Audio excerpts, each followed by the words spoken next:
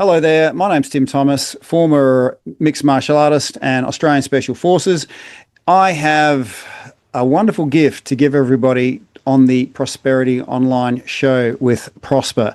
I'm going to show you my party trick on how to completely relax your body in 2 to 3 breaths. Stay tuned.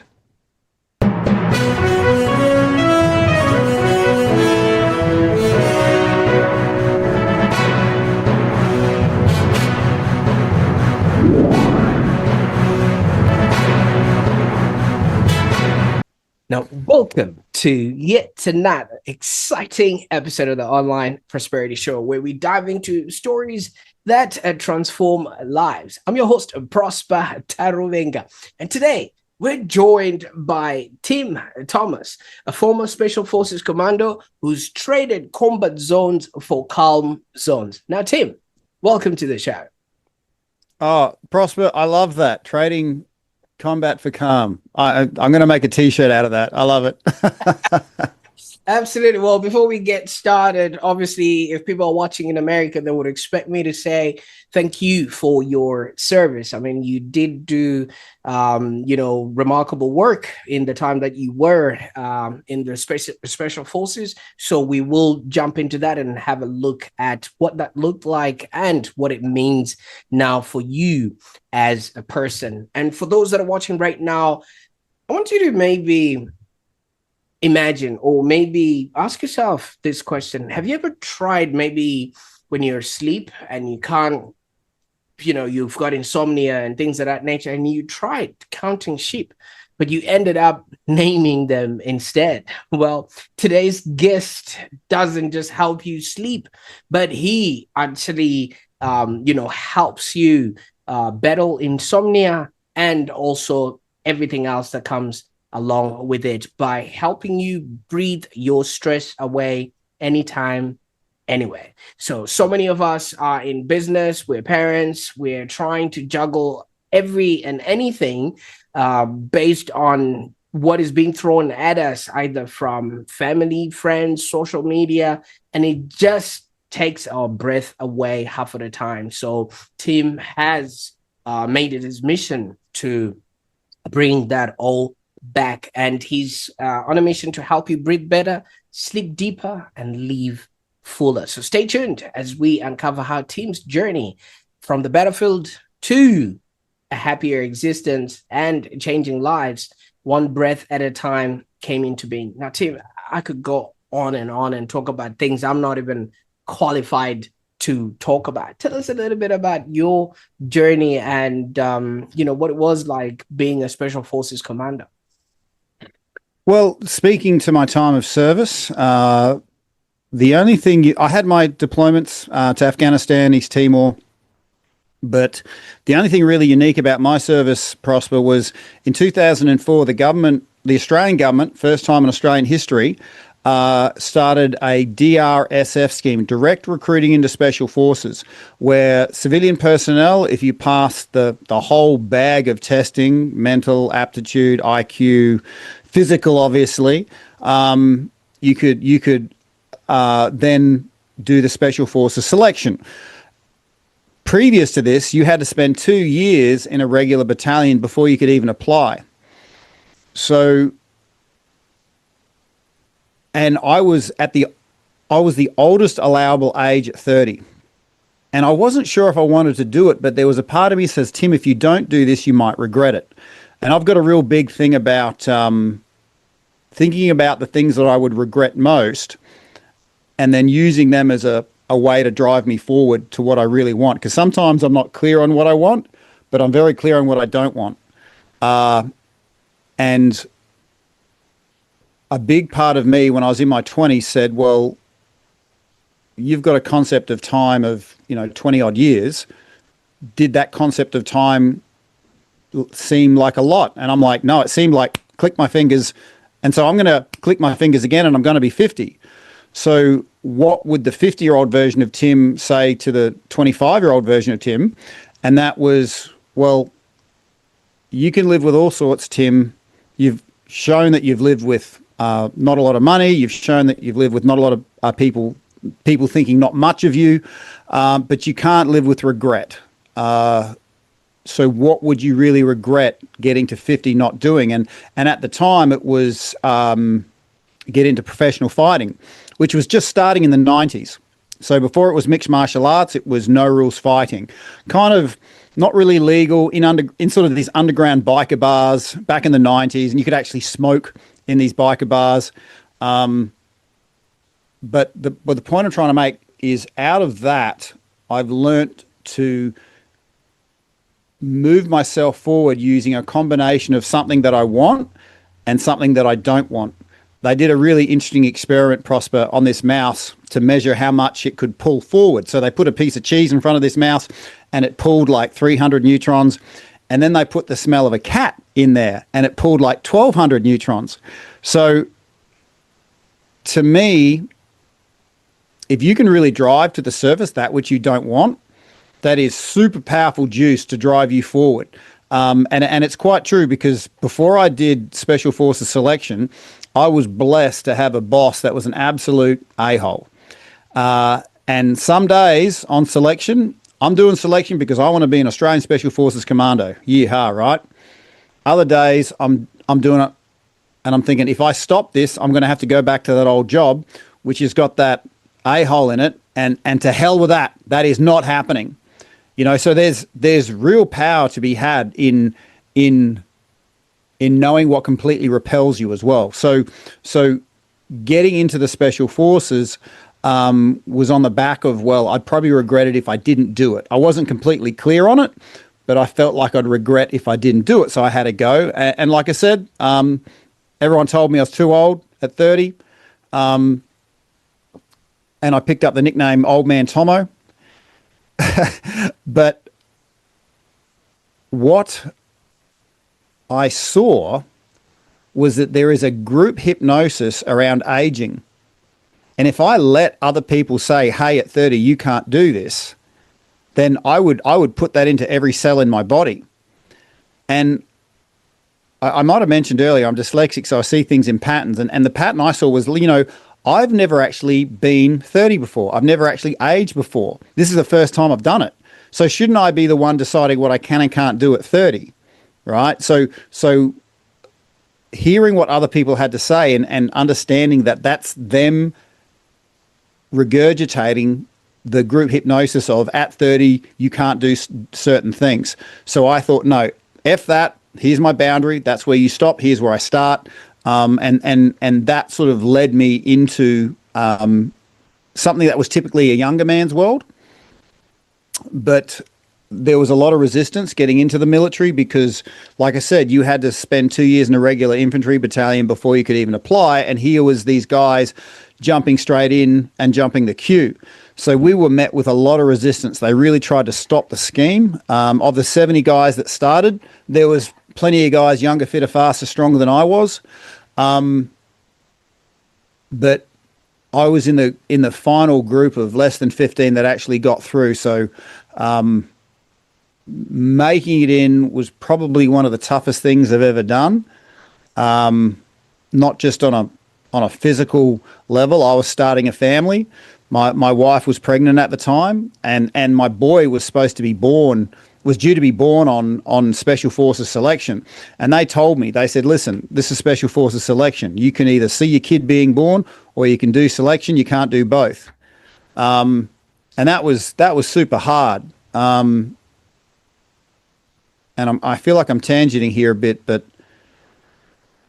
I really had to see things from my son's perspective. I couldn't see it from my own. I said, what does that boy really need? You know, does he need dad physically there at his birth, or does he need a dad with a job? Right. Because up until that point, I had no tertiary education. You know, I was physically fit from the back of, you know, martial arts, but there was no work around that saw that as a valuable asset. And so I saw this job as a chance, my you know, with my thinking back then, my one chance to get above minimum wage, you know. And so, you know, that's what happened. I did selection, you know, fortunately, you know, I was successful, and I felt like I was able to provide, you know, for my, you know, growing family.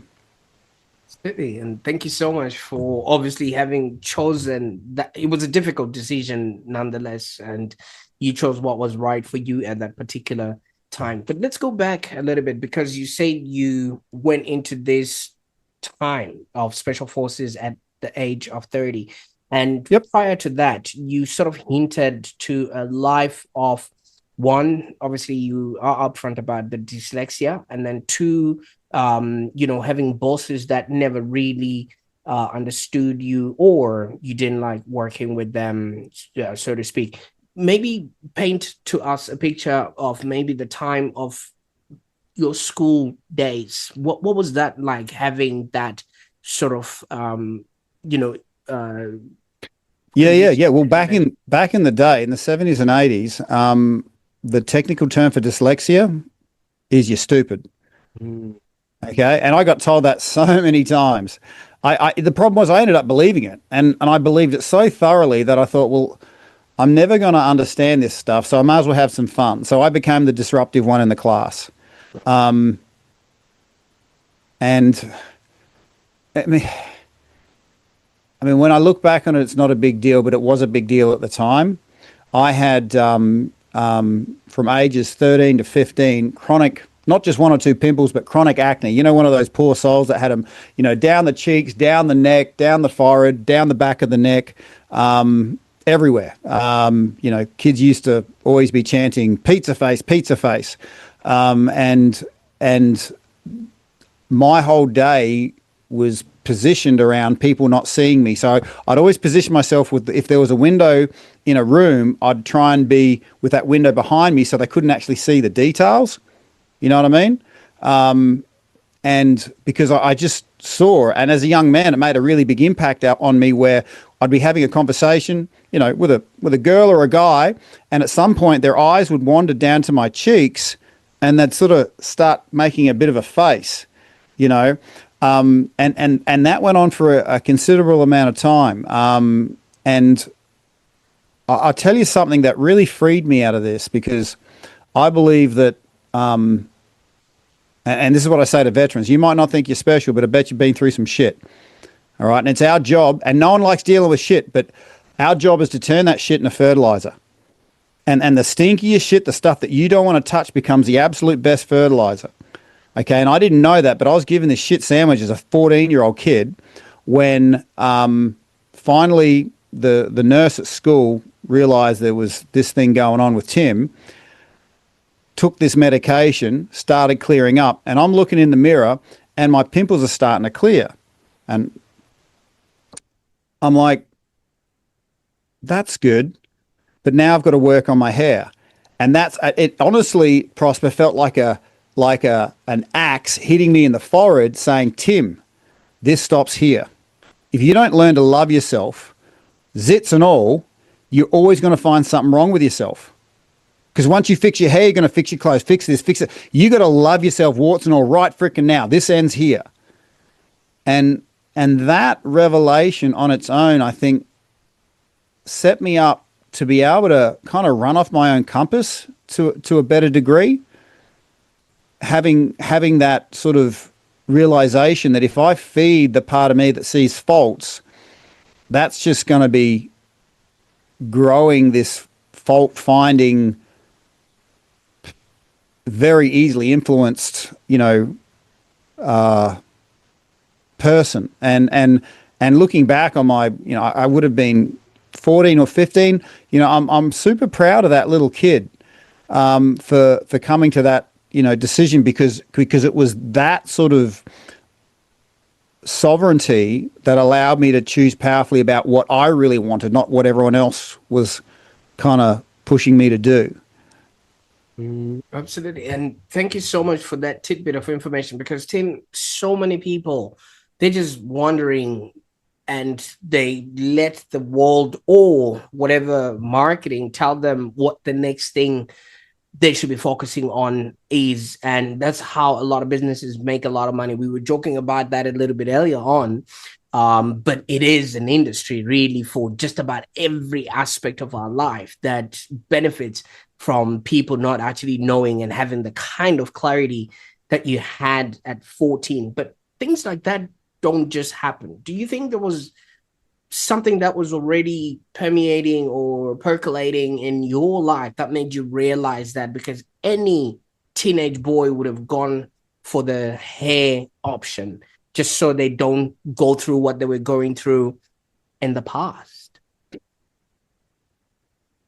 I think what sculpted me was my father worked with First Nations on a very remote area on the far west coast of South Australia. And they had this unspoken connection to the earth themselves and anyone that was accepted into that circle. And this was back in the 70s and 80s when there was no government funding, no attention, and all the colourful language under the sun was used every day on a regular basis. And I know my folks were sort of in this in-between world. A lot of the white people in the area didn't want to hang out with them. And it's not that the Aboriginals didn't like them, but they didn't trust them. And so about the 3 or 4 year mark, they realized that dad's a good guy. And dad actually was smart enough to go to some of the elders and say, what's the best thing for me to do? And the elders said, just go visit people in their homes, spend time with them in their homes. And that's what he did. He just spent time with people in their homes. I was with them. And I hung out and all that sort of stuff. So I feel, and we'd go hunting together. My favorite food growing up was sleepy lizard, blue tongue lizard, shingleback, okay, witchetty grubs, kangaroo, wombat, all right? And that sort of connection to something more than just the physical. There was something unspoken and intangible and even... I even have a bit of a problem with welcome to country, but not for the reason most people think. Because what a welcome to country classically is giving the people that have the connection to this land a real deep sense of belonging and bringing newcomers into that deep sense of belonging. And I don't know how that can be done with words.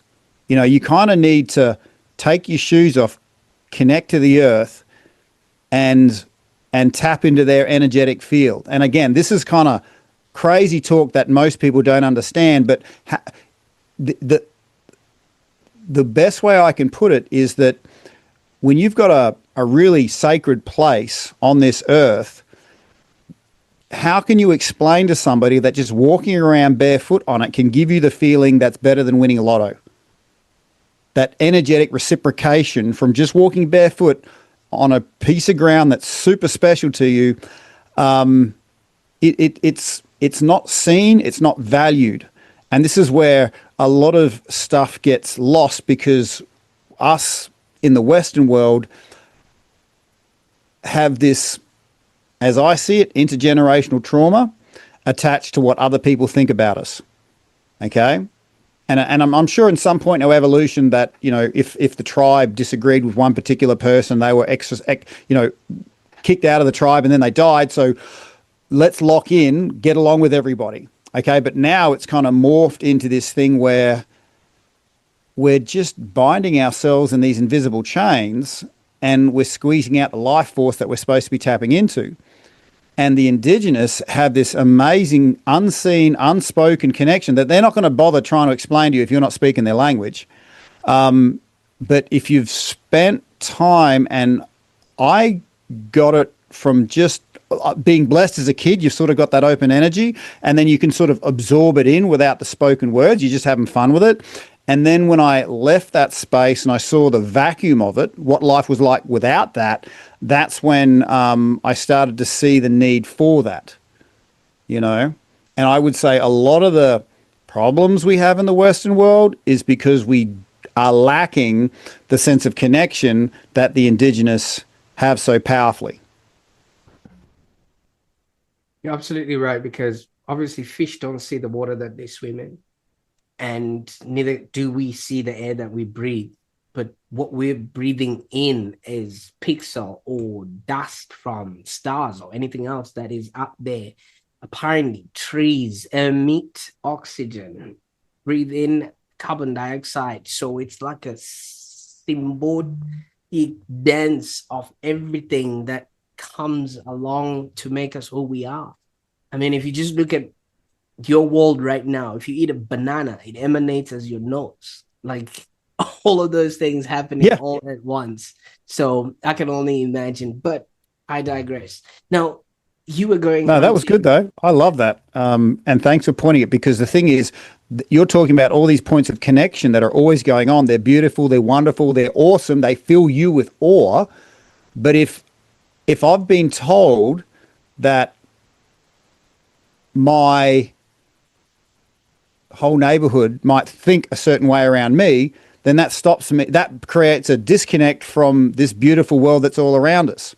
Or if something comes through from mainstream media that tells me I need to be worried about the price of eggs, then that stops me seeing this beautiful dance all around me, you know? And so in many ways, healers don't really change who you are. They just get you to connect with what is. And that mostly means removing the blockages that are there. So me as a 14-year-old kid, I saw a blockage to a connection that I believe, if you ask me why, no one's asked me that question, but if I was to look at it, having that deep sense of connection and then feeling the pain of it being interrupted, and then me going, no, this stops freaking here, man.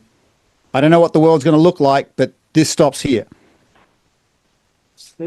Absolutely. I absolutely love all of that. And the exposure that you had at such a tender age, you know, some kids would have been, you know, like running around chasing whatever was the flavor of the month at that particular time, but you chose what you chose. So this also then explains, because if you were going on hunting expeditions, that meant you were out in the bush, really experiencing, connecting, knowing what is food, what is not food, and everything just seemed to work for you. Now, were those events for you exploring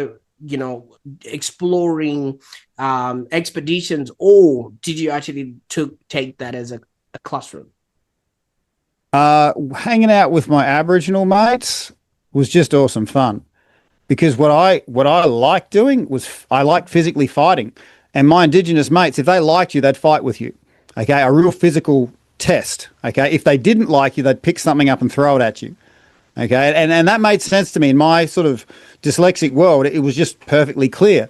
And then when we moved from that area, and I'm grabbing up all these white kids, they're like, no, you can't fight with people, you know? So I felt like there was a bit of an expression denied me. So surprise, surprise, you know, when I get into my later years, I get into professional fighting, because that was the frequency with which my body really resonated with. You know, I like that, because the hunting would have made it really easy for you to navigate your way as a special forces cadet. And also the fighting would have explained the fight clubs and things of that nature that you went on and did. But then there's something that you also mentioned that really, really got me paying attention. That mouse experiment, where you say that, you know, people would rather would go for something that is pulling them towards them. Sort of, there's that whole push and pull. Not a lot of people realize that, and maybe you can explain that in the way that you now view the world again. Sure. Because I think that's very important. And that's an excellent question. Without blowing smoke, you have to realize there's a whole economy based on repulsion. Okay, you do not want this happening to you, so let me be your savior. You do not want people thinking you're less of a human because your face is a certain way, your car is a certain way. You do not want that, okay? And so fear and intrepidation, the marketers have figured out that that's how they can push people in a particular direction. Now, it doesn't really bring people closer to that which they really want, but they've noticed there's a lot more energy in somebody to move away from pain than to move towards something, you know? And in that void of I'm just moving away from pain, it's very uncomfortable. And the world we currently live in, there's another economy based on us feeling comfortable. Okay, there's no shortage of doom scrolling. There's no shortage of comfort foods that aren't healthy for you. There's no shortage of the comfort zone. Classic example is I couldn't sleep, right? So I lost 6 years of my life to pharmaceuticals. I didn't know breath work. I didn't know my own sovereign power that breath work could alkalize my neural pathways, kick out all my intrusive thoughts, heal my body that's full of injuries after being in the special forces. You know, so your own sovereign power has this is the ultimate disruptive technology, and there's a whole economy based on us being tired enough to believe bullshit. To believe that we're not in control of our state, so you do need that coffee, you do need that energy drink, you do need that pill to sleep. You know, you do need to drink. I used to drink a lot of alcohol because I was incredibly uncomfortable, and those substances made me feel good for a period of time, you know? So I hope that answers your question. You're absolutely right, because what I wanted us to get to is a part where so many people have a lot of stress and they're trying to get away from it. But what they then use and the tools that are made available to them are usually not in their best of interest. Now, yeah, no, and you're right. Because here's the thing, the Chinese have got an ancient saying that says, honor the seeker, meaning honor the person who's seeking information, because information is real power, okay? And when you're connected to real power, you don't need a resale. You've got that. You've got ownership over that, okay? And it's not until, Prosper, people have a chronic injury where they realize we're not in an age of information. We're in an age of marketing. Big difference. Okay, first 6 pages of Google, marketers. Loudest voice in the room, marketers.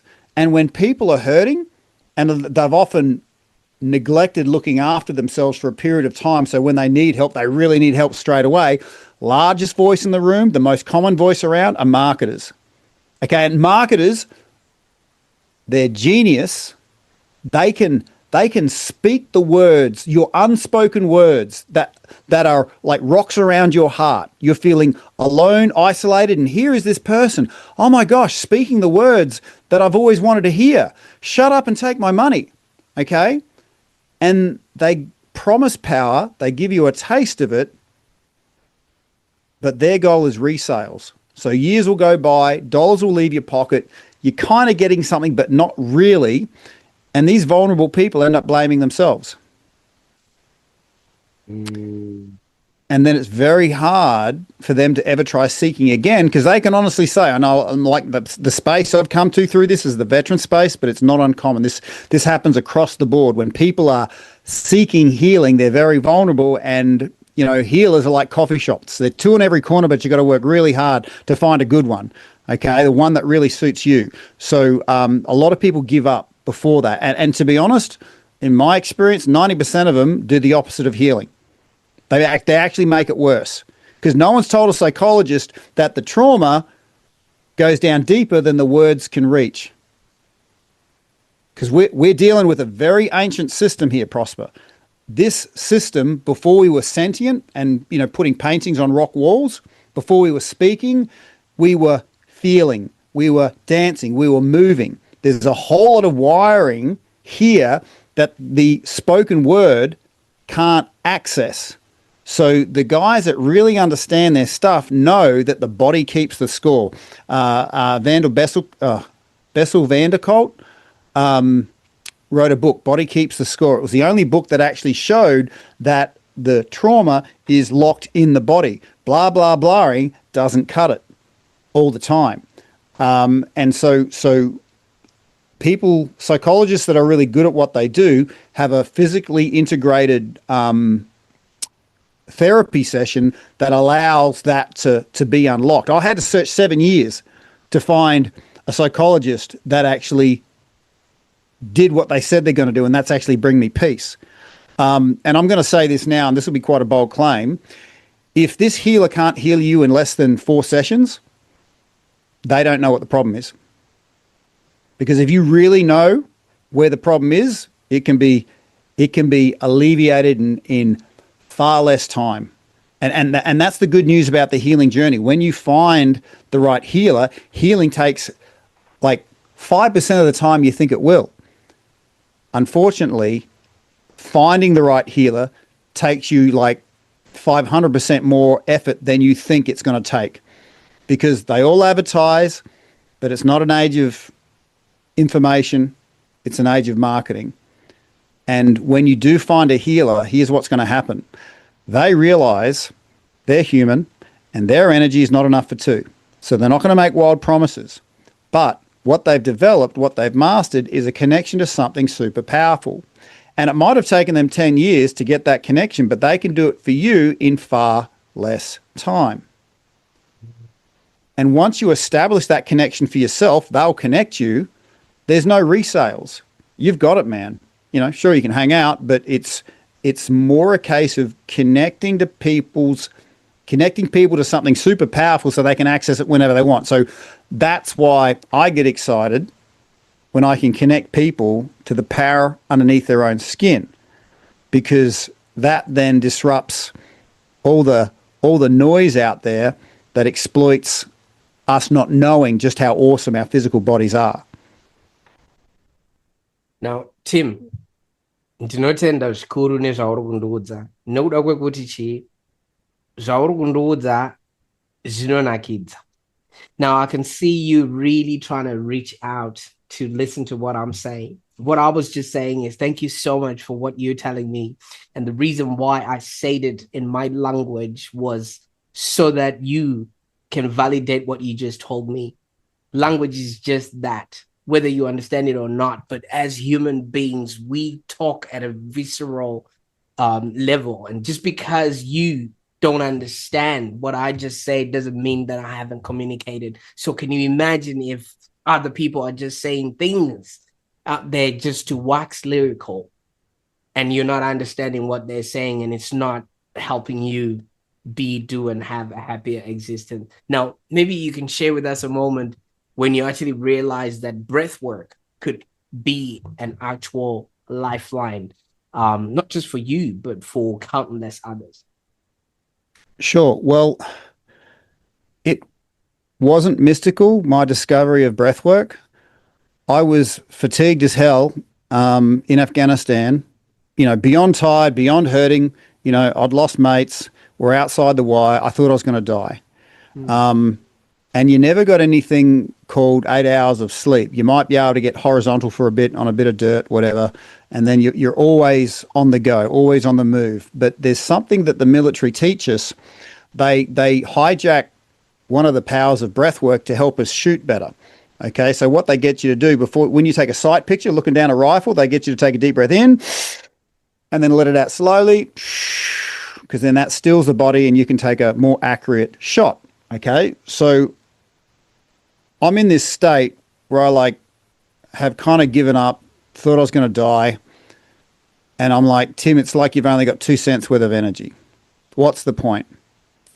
And then a few minutes later, there's this voice that says, Tim, if you've only got 2 cents, you better invest that wisely. So as I'm laying down in the dirt, I would stop my desire to just give into fatigue and try and sleep. I would focus on my non-dominant thumb, and I'd picture a little pinhole at the top of that, and I'd picture myself trying to breathe through that pinhole, like a really sucking it in. And eventually that thumb would somehow magically not just relax, but illuminate. Like in my mind's eye, it was like I could see inside my thumb, and there was all these illuminated nerve endings, pathways, and all that sort of stuff. And I'm like, that's cool. And then I focused on my index finger, breathed into that, and that illuminated. My pointer, my index finger, my ring finger, my pinky. And then I drew that through my whole arm and into my body.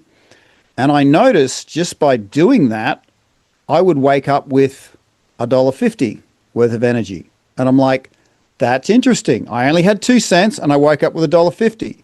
And so then the next night I would compound that. I'd do more breath work trying to turn this body somehow into light. And that sort of kept layering up till I got to this point where I realized, and this happens in anyone's journey of discovery and alignment to, ultimate truth, which is ultimate power. And this stuff has, been around longer than us. It's just we have an opportunity to discover it in the 70 or 80 years that we have, right? And I just discovered that this thing just kept on giving me more, but there comes a point where it's not just good enough for you, because outside the war in Afghanistan, I was part of a team. And it didn't matter how good I was. If my team was having a bad day, I'm having a bad day. So then I'm like, well, how can I then use this energy to help them have a good day as well? So the focus needs to start on ourselves, but there comes a point where we need to turn it outside, where it naturally turns outside of ourselves to build others up around us. So I just noticed if I kept on dipping into my breath, I always had enough to spare and give others. And even if I didn't like the person, it made a lot of sense to have them in an empowered state, because, who do you want around you when good times turn bad? Absolutely. I personally think the world would do really well if we had like aliens attacking us, because then we'd go, you know what? We're all human. We have to work together. Like humans bond really quickly when there's an external threat, and it's like, I think you're picking up what I'm putting down. So the point I'm trying to make here is I discovered this thing called breathwork. I didn't know what it was. It just worked. And then when I get out, I had a cold sore. My buddy said, oh, you got a cold sore? I'm like, yeah, I'm going to spend $20 on lysine. And he goes, why do that? If you do this breathwork technique, you'll get rid of it.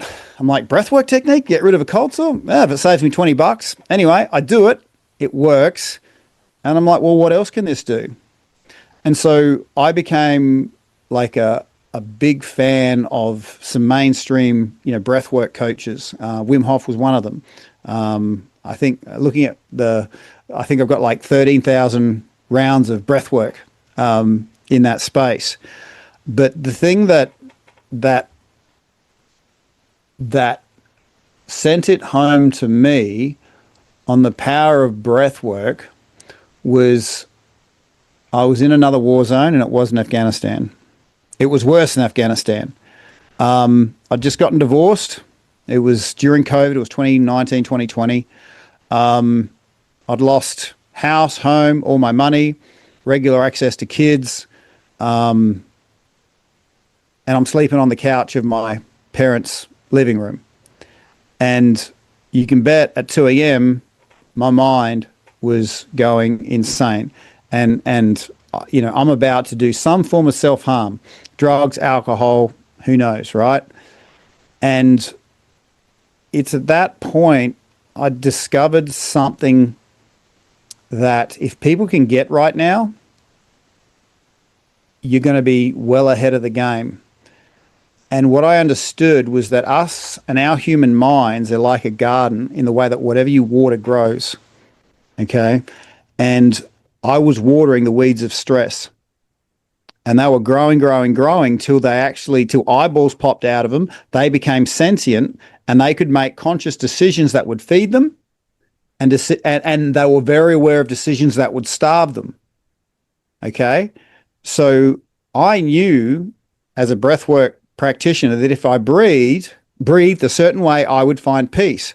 But these stress weeds in my head that I'd been watering knew that too, and they didn't want to be kicked out. So they kept me tied up in this ball of stress. And even though I knew I was supposed to breathe, it was like I couldn't.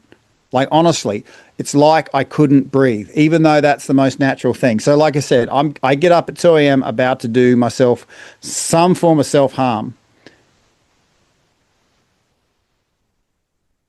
But I look at my left thumb, Prosper, and I say to myself, Tim, you can take one breath. Take one fucking breath. And I drove it into my chest, went, oh shit, that works. Okay, take two. And I drove 2 fingers in my chest. Okay, this is working. Take 3, 4, 5, and finger after finger, breath after breath. I just kept doing it. Get to 5, get to 10, get to 15, and somewhere between 15 and 25, those stress weeds, they got kicked out. And the rest of my brain was like, thank fuck you kicked them out. This is working, Tim. Don't stop. And so, you know, it was in my like worst of the worst scenario that breath work could actually give me peace and create reconnection to what I am and who I am, that gives me confidence. And I thought, well, if this really works, I've got to package it in such a way where anyone can access it anywhere. And that's where, you know, my current company sort of sits. It came from that night of me just having that shit sandwich. Oh, absolutely. And thank you so much for taking us through that, because so many people go through what you would have gone through, not to take away from your experience, but in their own way, they have these worlds that are seemingly telling them who to be and who to become, and they don't know how to discern good from evil. I remember as a kid, there used to be cartoons where you'd have like a little one that says, you go ahead and do that, and another one like a devil, so like an angel and a devil on both sides. And I don't think a lot of people are trained enough to be able to starve the wolf that they don't want in that particular scenario. How do you suggest people do that? Well, firstly, being aware of it. So these things are very subtle. Okay, let's say you and I, we want to do some physical engagement. Okay, exercise of some kind. There's always that part of your head that goes, you know what, let's not do this now. Let's do this later. Okay, let's look at your phone for a bit, because they know if they procrastinate you, they can build more of a wall to stop you doing it. So understand that the resistance you face inside of yourself is from a disempowered part of you that knows, it's aware enough that if you were to become physically empowered, they get kicked out. When you turn the lights on, the shadows flee. And they fight the hardest before they get kicked out, because they're fighting for their survival. So fear will often tell you you're going to die if you do that. Because essentially, and they're not lying, because part of you has to die to do this activity, because this disempowered part of you cannot exist in the same state as an energized, empowered part of you. So when you actually get the fullness of that, you start seeing that the last place you want to go to is often the first place you need to start.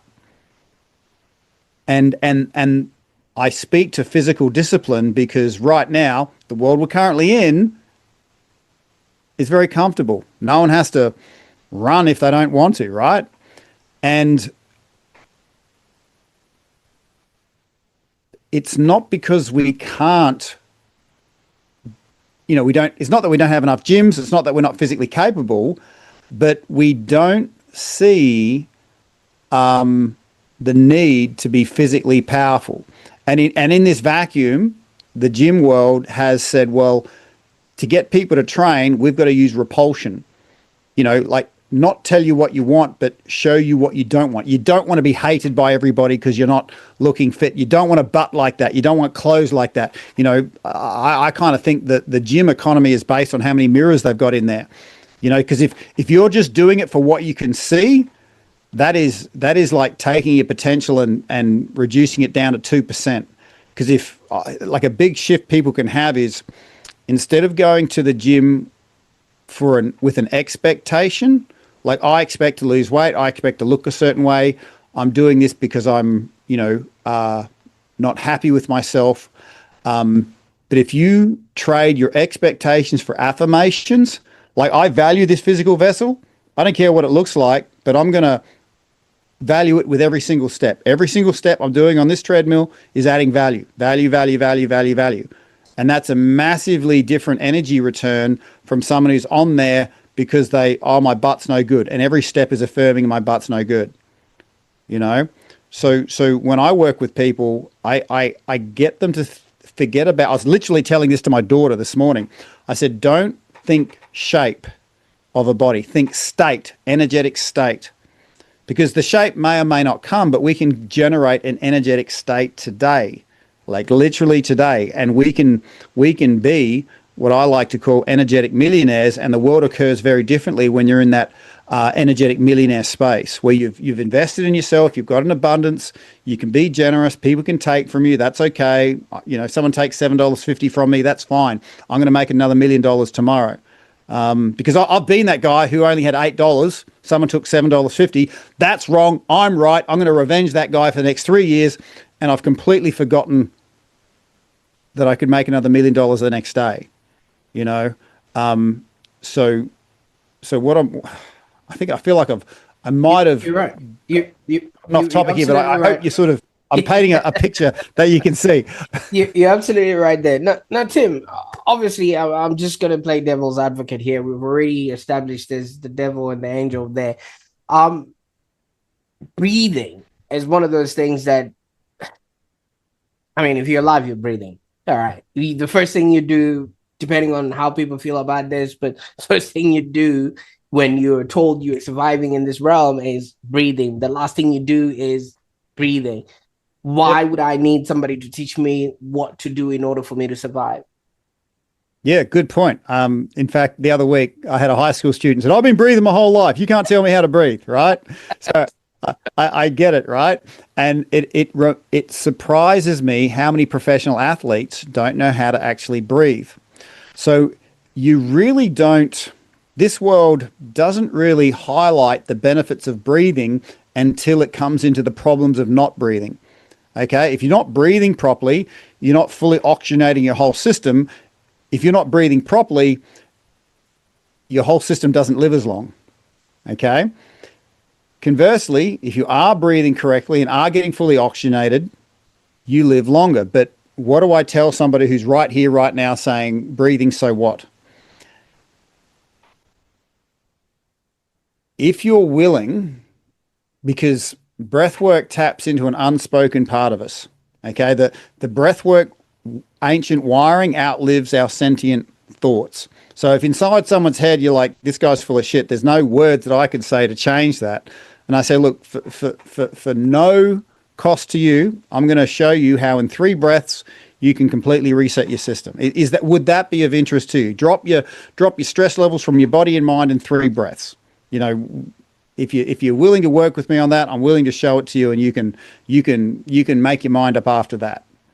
And if they agree to that, then I can actually walk and talk them through a lived experience. Now, if I was to speak to another crowd, say a bunch of athletes, I would explain to them how the body has a ranking structure for blood.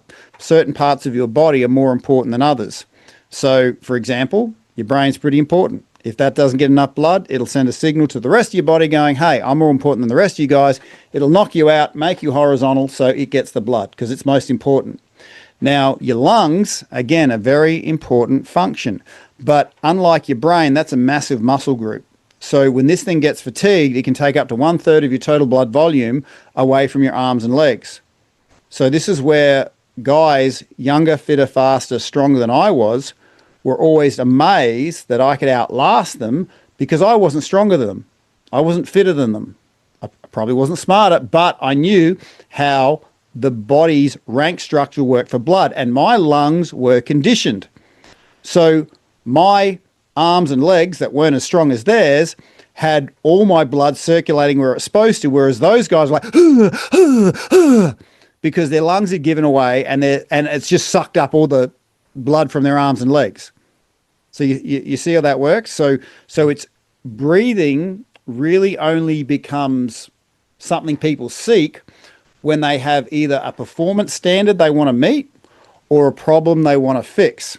And, that's what happened to me. I had a problem I wanted to fix. So I discovered it in breathwork. And if someone just said, hey, you need to breathe better, I probably wouldn't be so responsive. But I wager, the conversation we're having right now, if I was to offer yourself and your listeners 3 breaths to completely relax everything, that might be of interest. Oh, absolutely. Yeah. I was just about to say, if it's okay with you, for those that are new to breathwork, what sort of simple practice, can they actually start maybe right now when they're Yeah. watching this, or when they're in bed, that can help them improve their sleep? Sure. Easy peasy. Now, the only thing about this one is just be in a safe environment. If you're going to choose to do this, if you're listening to this, be in a safe environment, either sitting in a chair, supported, or laying down. This is something that just needs your attention, because your oldest habit, like you mentioned, is our breathing.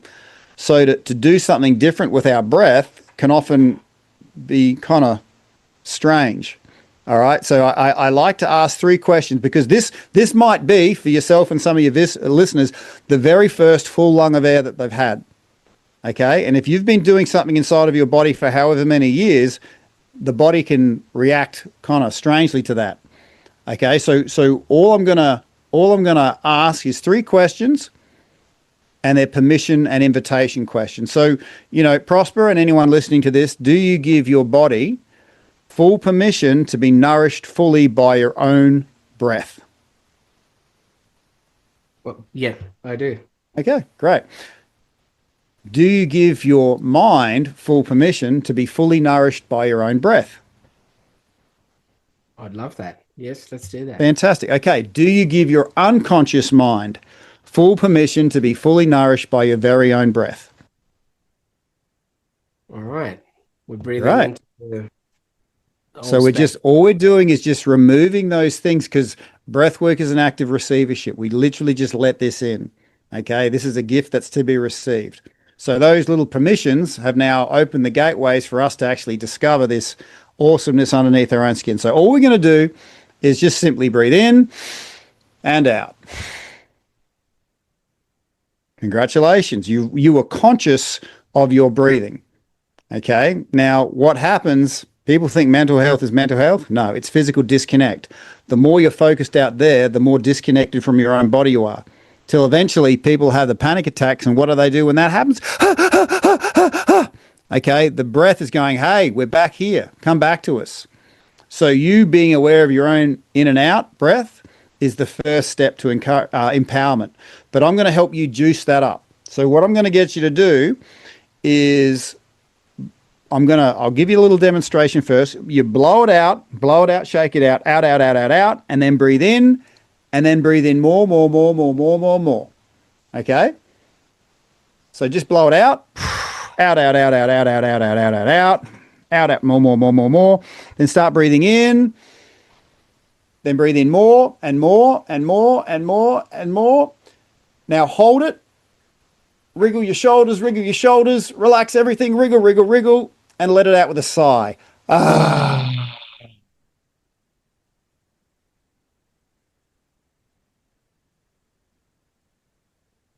Now, let the energy that breath created just go through your system. Energy has an intelligence all of its own. Some people, it relaxes their mind, their shoulders, their arms, whatever that is, just let that in. Okay, we're just starting to dip the toe into the power of your own lungs. All right, so you might have noticed when you're breathed in again and again, you opened up more room up here. So we're going to call that your secondary inhale. Your primary is where you breathe in, and when you breathe in again and again, that's your secondary. So I'm going to show you how to boost your secondary inhale using another thing that we have in our amazing bodies that we don't know is there. We have these power buttons in our 2 fingers and thumbs. Okay, and we're going to pinch them down really hard when we get to our secondary inhale. Okay, and just observe the impact of squeezing them really hard when you get to that secondary inhale. Cool. So have your power buttons ready. Blow everything out. Out. Blow it out, shake it out. Blow it out, shake it out. Blow it out, shake it out. Out. Start breathing in. Hit those power buttons. Like squeeze them really hard. Open it, hold it, shake it, relax everything, shake, push it down low, and then let it out. So we're going to try that again, because we've got to time the power buttons with our inhale. So we push them in as we and that'll draw more air. So it's a slight timing thing we need to do on here. So, but you push it down really hard and hold it there. The harder you press those power buttons, the more it's going to access your secondary inhale. And this time when we do it, we're actually going to look up and lean back, like we're going to almost lean back in our chair. All right. So I'll give you a little demonstration. Blow it out, shake, you get facing forward. Then we breathe in. We're going to hit the power buttons, raise our chin, and really draw it in and open everything up. Cool, cool? Let's do All right. So blow it out, shake it out. Blow it out, shake it out. Out, out, out, out, out, out, out. Just feel for your power buttons. Feel them like they're ready. And then breathing in through your nose, looking up, hit your power buttons. Open, open, open, open, open. Look back, lean back, look back, lean back. Feel it long. Now hold it. Now just open up that chest. Open up that chest. Wriggle your shoulders. Wriggle your shoulders. Feel that chest opening up. Feel that heart space opening up. And then when it feels good, let it out with a big sigh. Ah.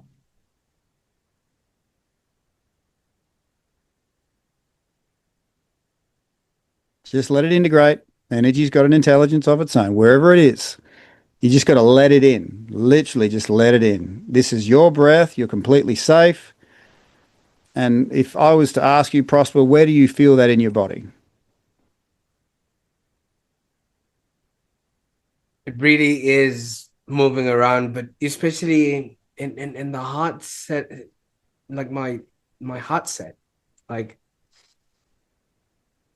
it's right there. Like I felt my chest opening, like there. Yeah. And it's all with the. Well, like I said, I'm literally just dipping your toe into a very deep lake here.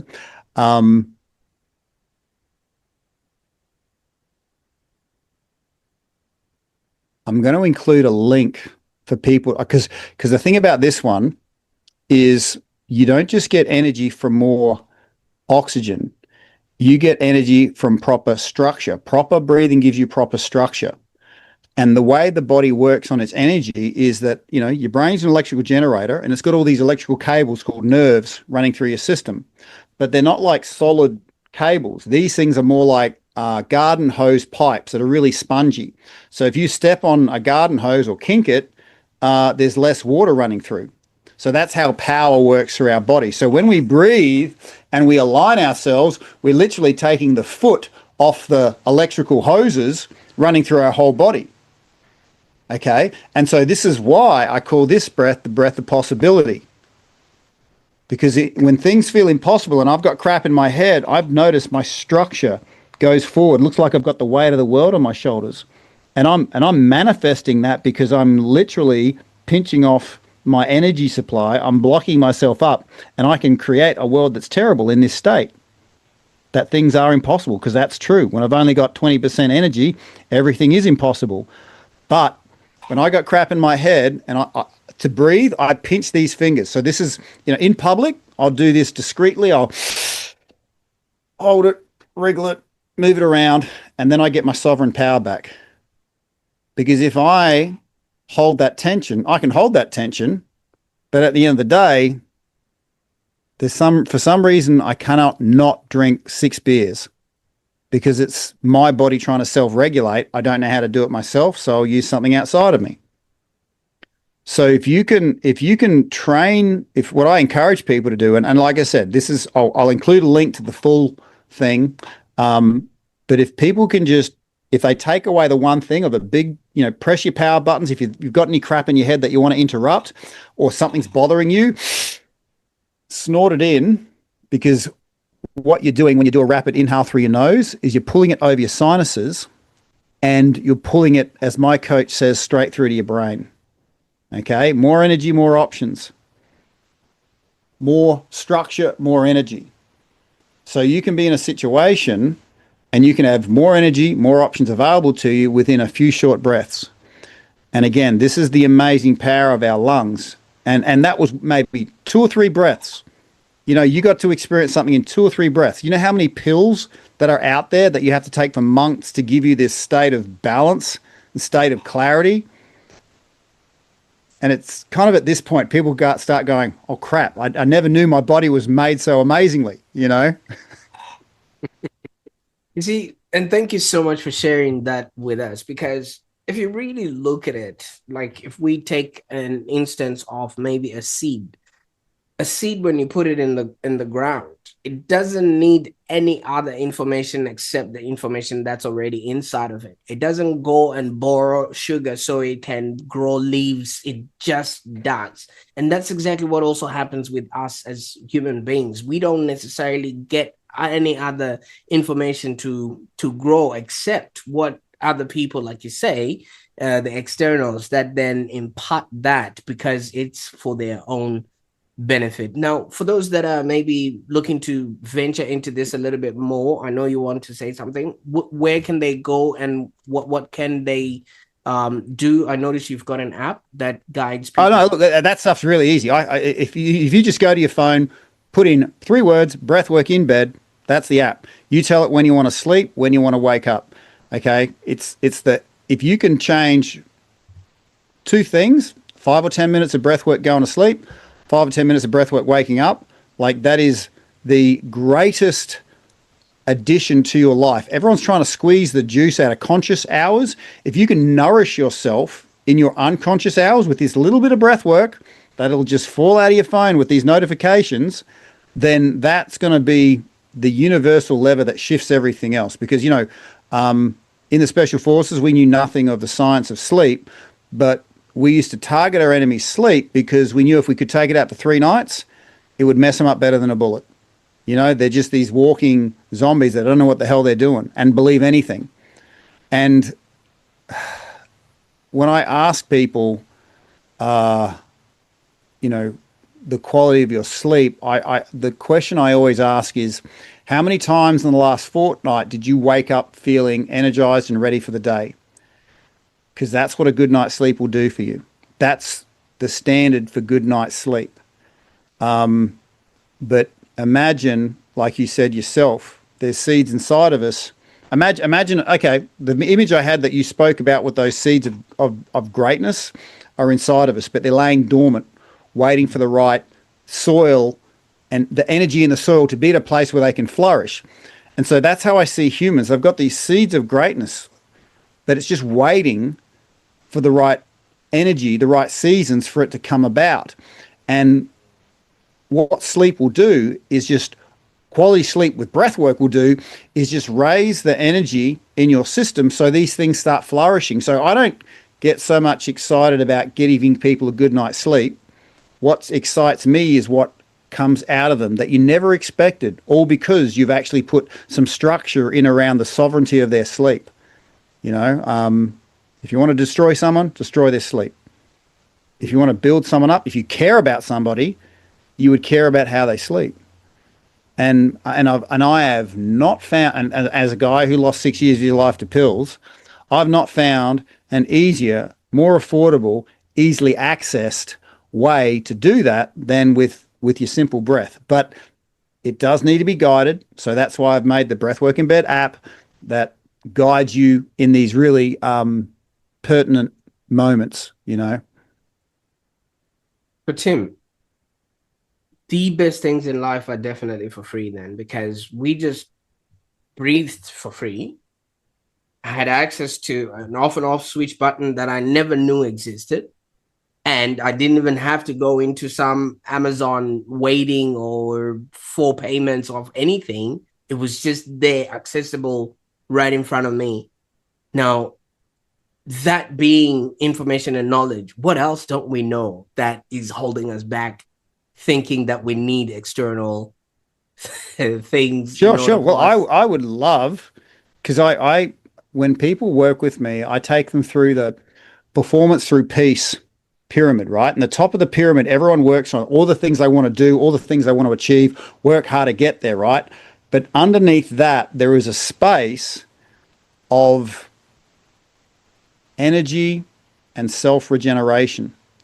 And I've been the guy, ex-fighter, ex-special forces, all about performance, all that working what you want, getting closer to what you want, but unaware that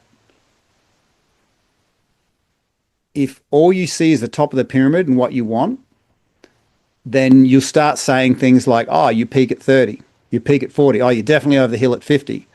So the bottom of the pyramid, the rest, recovery, and peace and connection to self is the thing that actually drives the velocity with which you get what you really want. Now, the problem is most people don't know themselves. So the first process I go through in this, peace through performance, or performance through peace, is finding out who you are and what you really want. And I can do if you give me 5 minutes, I can do a very small gateway into that experience. So you and your listeners can get an idea of who you are. Does that work for you? Absolutely. Yeah. Okay. So all we're going to do is we're going to take 10 breaths, 5 slow, 5 quickly, but it's going to be 100% through the nose. Now, why do we breathe through our nose? Because our body produces, there's a gas called nitric oxide. It's a key indicator for heart health, lung health, brain function, immune function, cardiovascular function. Okay. And you can, if you went to a chemist and said, hey, I want something that helps in all those areas, they'd probably sell you something that costs $150 every week. All right. But nitric oxide, we produce it ourselves, but we don't produce it when we're mouth breathing. We produce it when we're nasal breathing.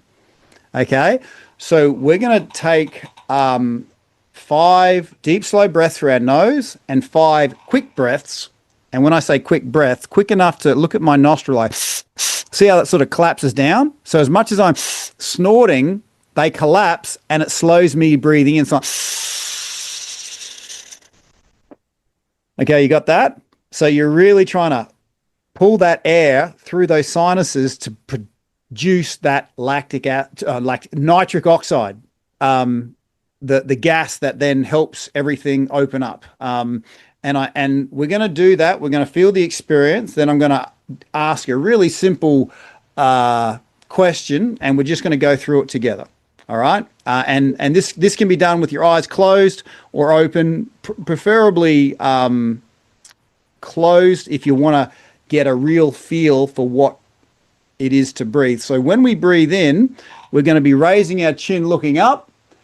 And when we breathe out, we're going to be exhaling and looking to the floor. So your body is going to be going convex, concave. Okay, so we're going to use, and the angle of your face is often the angle of your sternum. So if you raise your chin, you'll raise your sternum and open all that up. Okay, so looking up, looking down will help you with the breathing. So again, in a safe place, no distractions. Be in a place where you can, if you have to press pause, this is well worthwhile. We're actually going to find out who you are as a person. This is the first part of this performance pyramid. So all I'm going to get you to do is breathe with me, blow it out, shake it out, blow it out, shake it out. Breathe in, and then just let it go. Face forward, just let it go, relax. So you're just working on the inhale. Breathe in, feel that breath lengthening, lengthen it, make it really long. And then just let it all go. Let it out, let it out, let it out. Let your head fall forward. Out, out, out, out, out, out, out. Out more, out more, out more, out more. You'll be surprised how much you can exhale. And now breathing in. If you want, you can use your power buttons to help with that inhale. And then let it go. 2 more really slow ones with your power buttons ready. Breathing in. And then just gently let it go. Out, out, out, out, out. Last one, really slow. Breathing in. Use your power buttons. And then just gently let it out.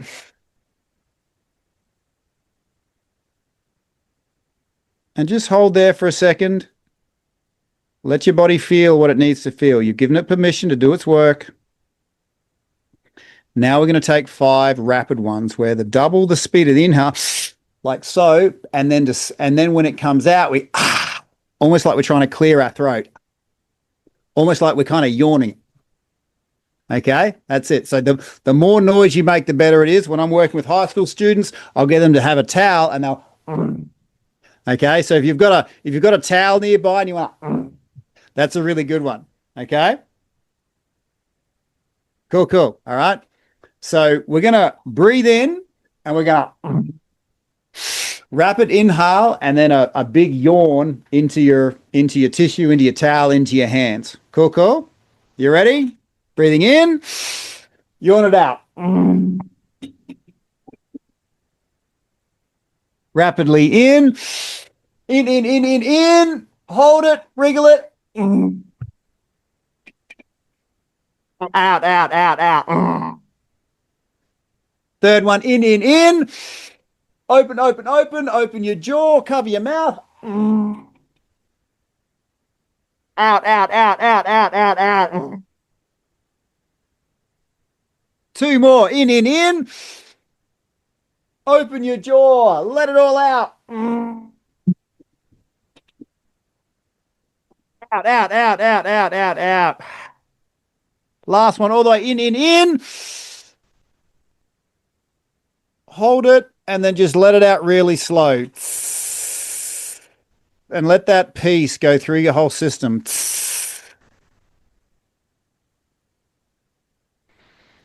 Now, with your eyes closed, just put your hands on your knees and think of one thing that you're really grateful for. And when that one thing comes to you, push your thumb into your knee. When that thing that you're grateful for comes to you, push your thumb into your knee. And I want you to feel where you feel that gratitude for that one person, place, or thing. Where is it in your body? Okay, and I want you to breathe deeply into that place, like you can turn that place in your body into a set of lungs and you're breathing it, amplifying the gratitude. Notice how gratitude can be amplified when you breathe into it. All right. Now, with that thumb that you're driving into your knee, push that thumb into that place in your body. Wherever that place in your body was, push that thumb into that place, wherever that is. Okay? Great. Now we're going to double the enjoyment by pushing into that place and taking a few deep breaths. So breathe into it, enhance the energy. Feel how good it is to enhance your own energy by breathing into that specific place where you're so grateful, and then blow it out. Feel like you're breathing in connection and getting rid of anything that blocks you from enjoying that. Yeah, this is really real. Okay, we're really connecting with this. Okay, and just let that connection flood in. You've given yourself permission. You're completely safe. Breathe into it gently. Let those emotions fill and flood all those other parts. And notice how there's this big sort of waterfall effect of good energy when we breathe into that place and we just let it in. You know, breathe away anything that's stopping you, blocking you. You are naturally energetic. And just, you know, you might have to forgive yourself for blocking yourself from letting that goodness in. You know, I'm so sorry that I've been stopping this. I let it go now, and I just let it in. And I just breathe into it.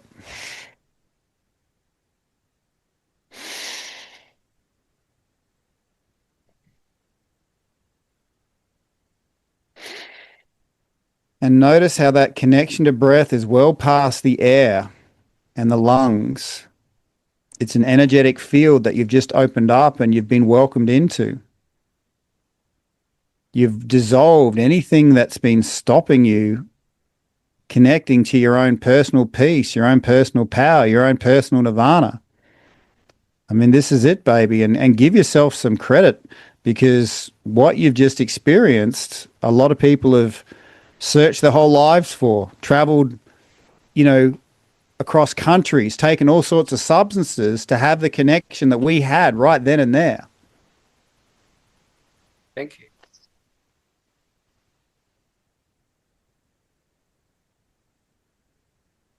that sense of connection, the thing that we think that good car is going to give us. Nothing wrong with a good car, but we give this to ourselves.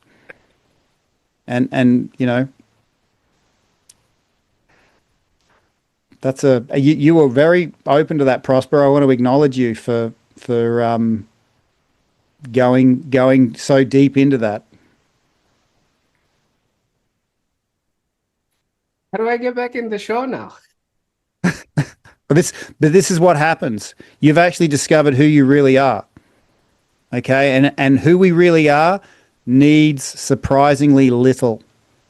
If we know what we truly want, it's surprisingly how little we need. And you just gave yourself something that you gave yourself permission to receive something that was already inside of you. Okay, if this body is a radio and who we are is the signal, that action had you tune into something so deep and so true to you that are kind of beyond words. Okay, and trust me when I say, if we sat for an hour doing this, we would go places words would not describe. We just sat in that for less than 15 breaths. This is where people start realizing how super powerful our bodies are made and how wonderful we really are. Thank you so much. And obviously, I'm still trying to catch my breath here. And don't rush, because I know there's your brain is used to thinking, well, how do I deliver value? Here's how I deliver value. Okay, but consider this as a possibility. What if the best value you could add to somebody is connecting to your own authentic resonance and then just sharing space with them, and they feel safe, they feel held, they feel seen, they feel powerful.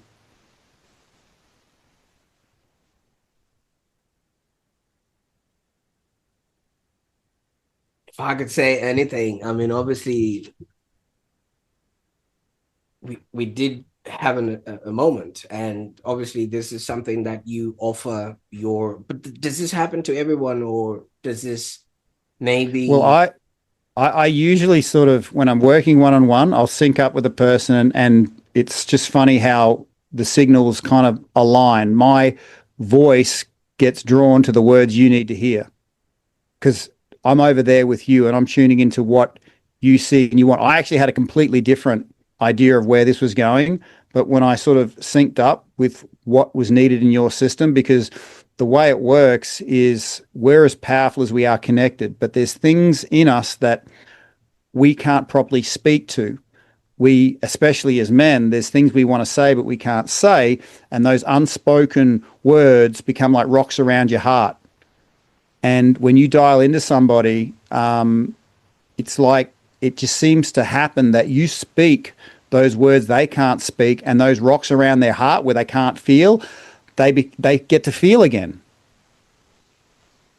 And when their eyes are open, when their heart feelings are connected, things that were frozen start de-thawing.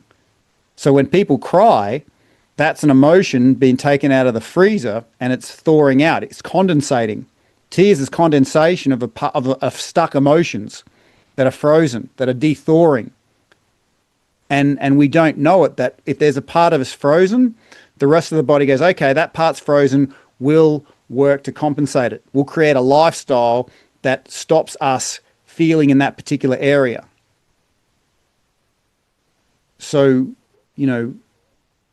your tears tell me that you were able to bring out something that was potentially frozen, that you were blocked off from, and then reconnect to it.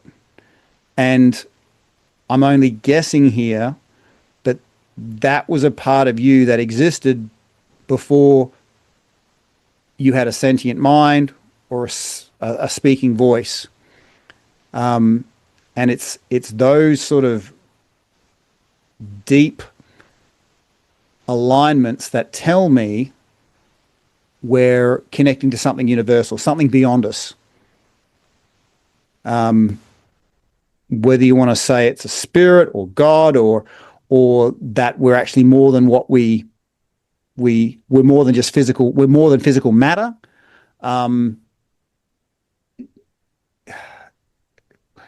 What I'm trying to say here, Prosper, is done right. When you align with who you really are, it feels like coming home. You know, it feels like letting that family member into your life that was always there, wanting to give love. You know, so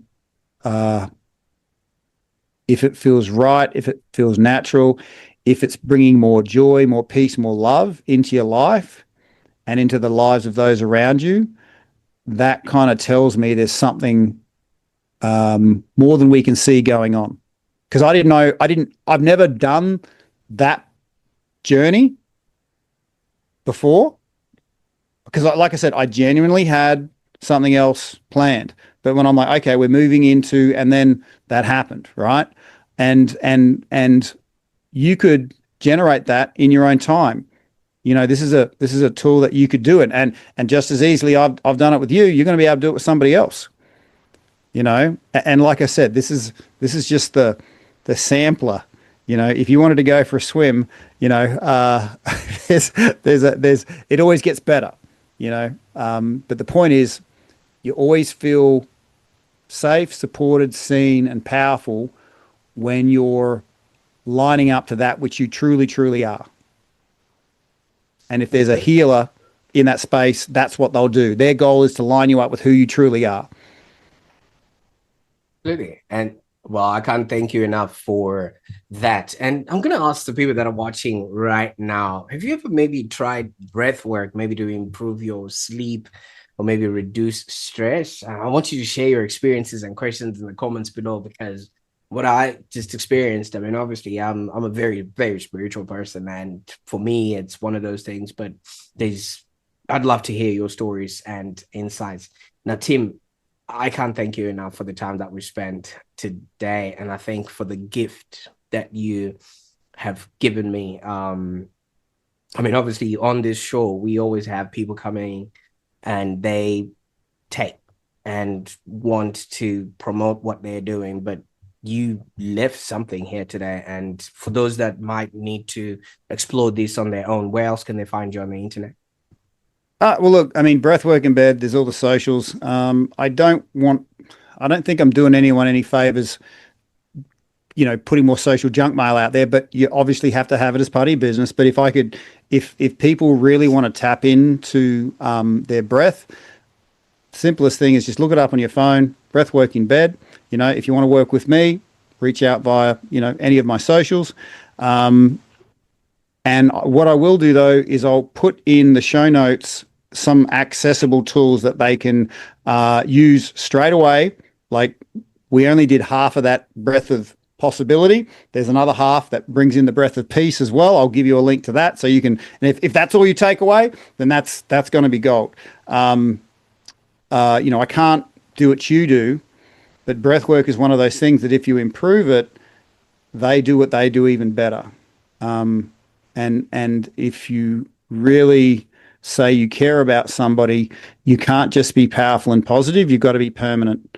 Like, if you say you know, it's one thing to be powerful and positive, but do you have an impact that will last tomorrow, next week, next year, next decade?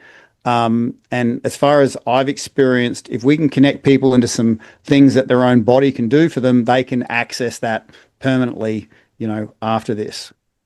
Oh, absolutely. I mean, there are industries that are benefiting from people being lifetime subscribers, you know, in order for them to be do and have a happier existence. But obviously, what you've just given us, the tools, the on and off buttons and things of that nature, I'm probably going to be, you know, waiting for the train later on, and I'll just switching myself on, and in the, you know, in the gym I won't be looking out for whatever is happening. I'll just be obviously working on what I have. But thank you, Tim, thank you so much. Your life story and your experience have got so much value for people that want to obviously be doing have a happier existence. And yeah, if breathing your stress away anytime and anywhere can be the thing that you need, I think you're just literally giving people back to themselves. So I can't appreciate you enough for, first of all, that experience, and then second of all, you being on the Online Prosperity Show. So good being here, Prosper. Good to meet another kindred spirit. And I got a good feeling when people share sincerely and authentically.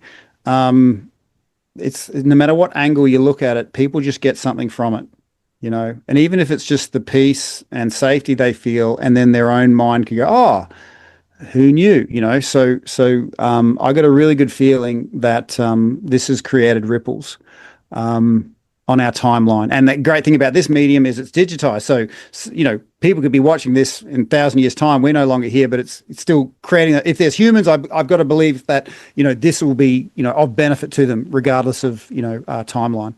So thank Oh, you is what I'm trying to say of being on here. Yeah.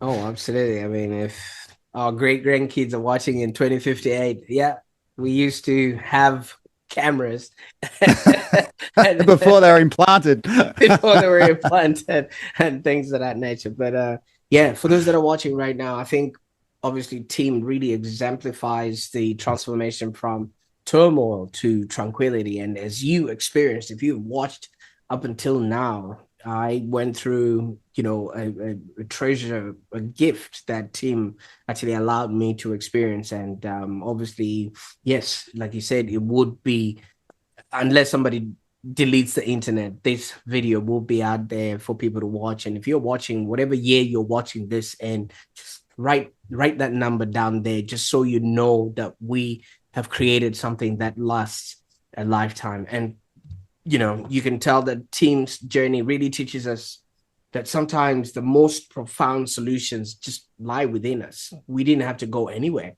We didn't even need to buy or subscribe to anything. It's the tools that we have in our hands that can actually, you know, set us free, literally our breath.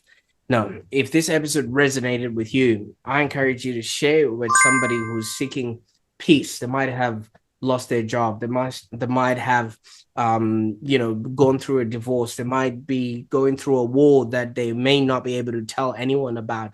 These 5 minutes of breath could actually be the liberation that they're looking for.